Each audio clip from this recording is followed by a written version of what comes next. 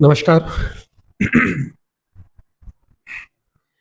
कैसे हैं आप लोग? आई होप आप सब लोग अपनी अपनी तैयारियां अच्छे से कर रहे हैं। Engineering services, GATE, ISRO, BRC, DRDO और तमाम एग्जामिनेशन। एक सीरीज है जिसमें हम कुछ ऑर्गेनाइजेशंस की बात करते हैं। देश का 80% युवा जहां एक तरफ गाड़ी घोड़ा मकान पैसा शोहरत इन सबको देखकर अपने सपने चुनता है और मात्र दिखावा और एक अधिकारी का पद लेकर जिंदगी गुजार देने के लिए तैयार हो जाता है, वहीं दूसरी तरफ 20% युवा होते हैं जो चुनते हैं एक बेनाम जिंदगी, देश को समर्पित, जहां ना नाम होता है, ना स्पॉटलाइट होती है, ना सोशल मीडिया का शोर होता है, ना कोई मेडल्स होते हैं, उनको लोग जानते तक नहीं। एक ऐसी जिंदगी जो सिर्फ देश को समर्पित होती है। इनके काम आपको किसी न्यूज चैनल में नहीं दिखाई देंगे। इनके काम आपको किसी भी सोशल मीडिया की रील्स में नहीं नजर आएंगे। इनके काम होते हैं तो वो दुश्मनों की प्लानिंग लिस्ट में, वह दुश्मन जो देश की तरफ आंख उठाने से पहले इनके कामों को सोचकर थर थर कांपते हैं। यह लोग आपको कभी भी सायरन बजती हुई 10 गाड़ियों में से उतरते हुए नहीं नजर आएंगे। यह लोग आपको कभी भी अपनी पावर का दिखावा आम आदमियों पर करते हुए नजर नहीं आएंगे। लेकिन ऐसे लोग जिनके नसीब में होती है देश की असली सेवा, जी हाँ, ये वह लोग हैं जो चमकने के लिए रोशनी नहीं मांगा करते। यह वह लोग हैं जो खुद जलकर देश की सीमाओं को ज्वलित किया करते हैं। यह वह लोग हैं जो खुद जलकर देश की सीमाओं को सशक्त और आत्मनिर्भर बनाने का काम करते हैं। इसी सीरीज में हम कुछ ऐसी ऑर्गेनाइजेशंस की बात कर रहे थे जिनके हिस्से में आती है देश की बेनाम होकर सेवा। ISRO, DRDO, BARC, NPCL जैसी बहुत सारी ऑर्गेनाइजेशंस जिनको शायद आम आदमी जानते तक नहीं, लेकिन देश उनके लिए बहुत ज़्यादा अभूतपूर्व योगदान उनका देश को समर्पित रहता है। अपनी बेनाम जिंदगी से अपनी अपनी शोहरत, अपना पैसा, अपना नाम सब कुछ खोकर वो सिर्फ रहते हैं देश की सेवा में समर्पित। आइए आज उन्हीं में से एक ऑर्गेनाइजेशन की बात करते हैं जिसका नाम है BARC। जी हाँ, Bhabha atomic research centre. Homi Jahangir Bhabha ने इस रिसर्च ऑर्गेनाइजेशन का एस्टेब्लिशमेंट 1954 में इस रिसर्च ऑर्गेनाइजेशन को स्टेब्लिश किया था। This is the premier nuclear research organisation located in Mumbai. आप सबको पता है कि देश की सुरक्षा में सबसे ज्यादा योगदान रहता है वो है न्यूक्लियर एनर्जी का। यदि कोई देश न्यूक्लियर पावर नहीं है तो वो अभी इस जमाने में कहीं नहीं रह सकती। और इसलिए ऐसी ऑर्गेनाइजेशंस जो न्यूक्लियर एनर्जी पे काम करती है वो और भी ज्यादा दावेदार हो जाती है एप्रिशिएशन के।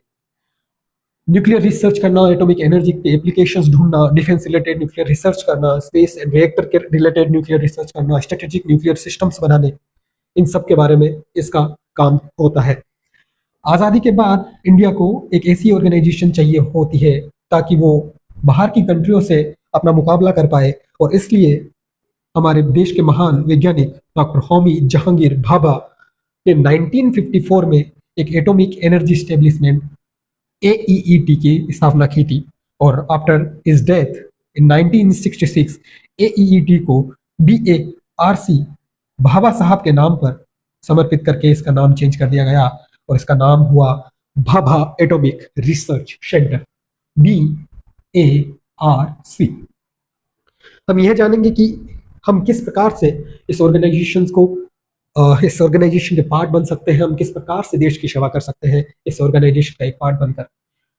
कुछ रिसर्च एरिया है जो मैं एक बेसिक्स आपको बता देना चाहता हूँ कि न्यूक्लियर पावर के बारे में रिसर्च करना, डिफेंस रिसर्च करना, साइंटिफिक रिसर्च करना, न्यूक्लियर फ्यूल की रिसर्च करना, peaceful application like cancer treatment using radiations, food radiations, isotopes for medical diagnostic, water purification जैसे काम भी BARC करता आया है। बाहर के ट्रेनिंग स्कूल भी चलाता है जिसमें साइंटिस्ट को ट्रेन किया जाता है। चलते हैं कि किस प्रकार हम BARC ज्वाइन कर सकते हैं अपने अपने करियर के विभिन्न स्टेजों पर। यदि आप 10th पास हैं, आप ITI करके as a technician written exam और इंटरव्यू देकर बार ज्वाइन कर सकते हैं। यदि आप 12th पास हैं, ITI करके टेक्नीशियन, सीनियर टेक्नीशियन बार का टेस्ट करके पास कर सकते हैं। डिप्लोमा है, साइंटिफिक असिस्टेंट के तौर पर आप जा सकते हैं। BSc है, BTech है, MSc है तो एक OCES DGFS का एग्जाम प्लस इंटरव्यू देकर आप उसमें जा सकते हैं। यदि आप PhD हैं रिसर्च साइंटिस्ट बन के डायरेक्ट इंटरव्यू के तहत आप जा सकते हैं। यदि आप डॉक्टर हैं, यदि आप एमबीबीएस हैं, यदि आप मेडिकल स्टूडेंट्स हैं, तो आप मेडिकल सर्विसेज में जा सकते हैं, जहां बीएआरसी का एक अलग से मेडिकल बोर्ड होता है जो रिक्रूट करता है। एक एक करके हम पढ़ेंगे कि यदि आप 10th या 12th पास हैं तो आप ट्रेनिंग स्कूल में 10 प्लस आईटीआई या 12 प्लस आईटीआई को एज ए रिटन टेस्ट और इंटरव्यू देकर सेलेक्ट किया जाता है टेक्नीशियन या साइंटिफिक असिस्टेंट की, इन वर्कशॉप्स, इन लैब्स, इन रिएक्टर मेंटेनेंस में, रिमोट हैंडलिंग में, रेडिएशन लैब्स में। इस पोस्ट पर उनको लिया जाता है। यदि आप डिप्लोमा कर चुके हैं, पॉलिटेक्निक कर चुके हैं, तो स्टाइपेंड ट्रेनी कैटेगरी में आप रिटन टेस्ट और इंटरव्यू देकर साइंटिफिक असिस्टेंट टेक्निकल ऑफिसर के रूप में आप बीएआरसी, एनपीसीआई या डिपार्टमेंट ऑफ एटॉमिक एनर्जी में किसी भी ऑर्गेनाइजेशन में आप सीधा प्रवेश पा सकते हैं। After BSc physics, chemistry, maths, life science, ध्यान से देखिए, आप यदि बीएससी इन सब स्ट्रीम से है तो फिर आप ओसीईएस और डीजीएफसी के लिए आप एलिजिबल हो जाते हैं। आप डायरेक्ट रिक्रूटमेंट के तहत रिटन टेस्ट और इंटरव्यू में जाकर बीआरसी को ज्वाइन कर सकते हैं। यदि आप बीटेक है और इंजीनियरिंग आपकी कंप्लीट है तो आप ओसीएस और डीजीएफएस जो कि पहले वाला है, जो कि बीएससी के लिए भी एलिजिबल है, उसमें आप mechanical, electrical, electronics, instrument, metallurgy, chemical, computer, civil, nuclear, किसी भी स्ट्रीम से आप जा सकते हैं। सिलेक्शन के बाद एक साल की ट्रेनिंग होती है। फिर इनमें से जो डिपार्टमेंट ऑफ एटॉमिक एनर्जी में जो भी ऑर्गेनाइजेशन आती है उसके अंदर आपको डायरेक्ट रिक्रूट किया जाता है। लेवल 10 की पोस्ट होती है और इस तरीके से आपको पे स्केल के तौर पर आपको ये दिया जाता है। और डीजीएफएस भी आपको, इन दोनों के बारे में हम आगे बात करेंगे। सिलेक्शन मेथड होता है थ्रू बार्क एग्जाम आप जा सकते हैं या गेट। तो क्या होता है, बार्क का एक एग्जाम होता है और बार्क गेट के थ्रू भी लेता है। इन दोनों से सिलेक्टेड कैंडिडेट का बार्क एक साथ इंटरव्यू लेता है और इंटरव्यू के बाद आपका सिलेक्शन होता है फॉर साइंटिस्ट पोस्ट। क्या होती है ओसीईएस और क्या होता है डीजीएफएस, हम आज बात करते हैं। Orientation course for engineering graduate science, this is orientation course for engineering graduate और साइंस है। साइंस से ग्रेजुएट या इंजीनियरिंग से ग्रेजुएट बंदों के लिए ओसीएस कोर्स होता है। एक साल की ट्रेनिंग होती है। सी, सबसे पहले आपको क्या करना होता है, बार्क का टेस्ट देना होता है या फिर आपको गेट एग्जाम देना होता है। इन दोनों में से आपको इंटरव्यू के लिए शॉर्ट लिस्ट किया जाता है। आपका इंटरव्यू सिलेक्ट हो गए, फिर आप ओसीएस या डीजीएफएस के लिए आप सिलेक्ट किए जा सकते हैं। मेनली ओसीईएस के लिए सिलेक्ट होते हैं लोग। एक साल की ट्रेनिंग प्रोग्राम होती है, उसके बाद आपको इनमें से किसी एक ऑर्गेनाइजेशन में आपको पोस्टिंग दी जाती है। ट्रेनिंग के बाद साइंटिफिक ऑफिसर या साइंटिस्ट के नाम पर लेवल 10 का एक ऑफिसर आपको बना दिया जाता है जो गेजेटेड ऑफिसर के नाम पर रहता है। सिलेक्शन प्रोसेस, बार का ऑनलाइन एग्जाम दे दीजिए, गेट स्कोर के ऊपर आपको शॉर्ट लिस्टिंग होती है, फिर आपका एक इंटरव्यू होता है। राइट, ट्रेनिंग कहाँ हो सकती है इसकी, ओसीईएस की बहुत सारी स्कूल्स हैं बार की, कलपक्कम में, इंदौर में, हैदराबाद में, राइट, मुंबई में, वहां पे आपकी एक साल की ट्रेनिंग होगी। Okay, then who can apply BTech, MSc, right, mechanical, electrical, electronics, instrument, chemical, metallurgy, civil, computer science, nuclear, physics, chemistry, etc, आप कोई भी हो तो आप इस प्रोग्राम के लिए अप्लाई कर सकते हैं। नेक्स्ट, ऐसा ही एक प्रोग्राम आपने सेम प्रोसेस दिया है, बार का एक टेस्ट दिया है या फिर गेट स्कोर से आपका सिलेक्शन हुआ है, इंटरव्यू हुआ है, आपको ओसीईएस या फिर डीजीएफसी एफएस के लिए सेलेक्ट किया गया। ज्यादातर लोगों को ये मिलता है, बहुत ही चुनिंदा लोगों को इसकी एक 10 लोगों को या फिर और भी कम लोगों को इसमें चुना जाता है, इसमें सेलेक्ट किया जाता है।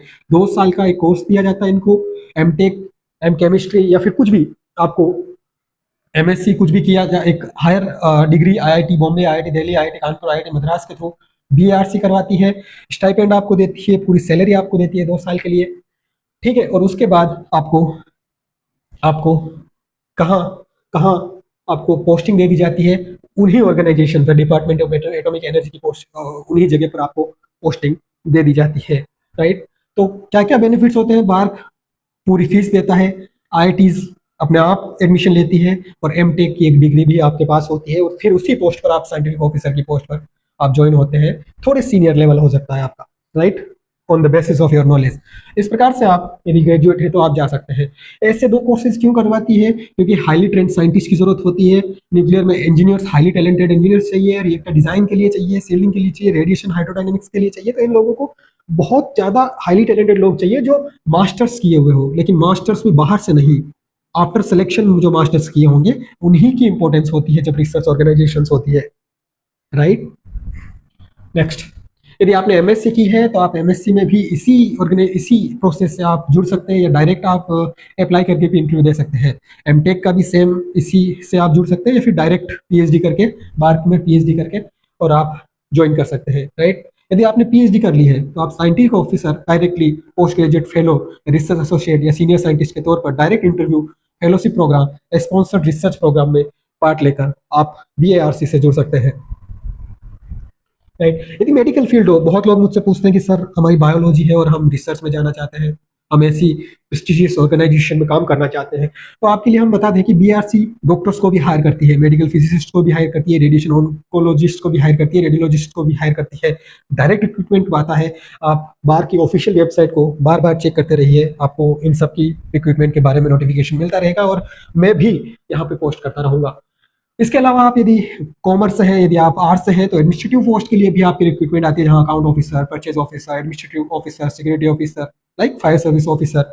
In this through this SSC, DAE, UPSC, BRC recruitment, खुद का एक रिक्रूटमेंट, यूपीएससी में भी एक रिक्रूटमेंट डालता है, एसएससी के थ्रू भी लेता है, और डीएई का एक पर्सनल एग्जाम भी होता है। इस तरीके से आप यदि नॉन टेक्निकल हो तो भी आप इसमें जा सकते हैं। इस प्रकार से आप बीआरसी को ज्वाइन कर सकते हैं। इसी प्रकार की सीरीज जिसमें हम ऐसी ही कुछ ऑर्गेनाइजेशन की बात करते हैं जो देश की सेवा में समर्पित रहती है, और आज हमने बात की बीएआरसी की, भाभा एटॉमिक रिसर्च सेंटर की।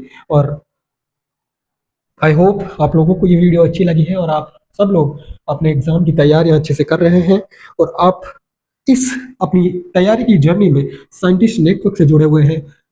The person who is teaching, who is guiding you on this platform is 5 times GATE qualified, 2 times engineering services examination qualified, 3 times BARC exam qualified, ISRO, DRDO, 10 plus scientist interview experiences, NPCIL, ISRO, BARC, DRDO.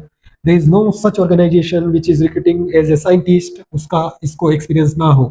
So he is ready to guide you. Please follow this channel or you subscribe this network or the scientific technical classroom, one of the channel of this series. आप उस channel को subscribe कीजिए और अपनी तैयारी को continue कीजिए। नमस्कार, thank you very much for watching. ऐसे ही हम ऑर्गेनाइजेशंस की बातें करते रहेंगे, आप लोगों को बताते रहेंगे देश की जिन पर हम गर्व कर सकते हैं, ऐसे ऐसे ऑर्गेनाइजेशंस के बारे में हम बात करते रहेंगे, और आप अच्छे से तैयारी कीजिए। और नमस्कार, थैंक यू।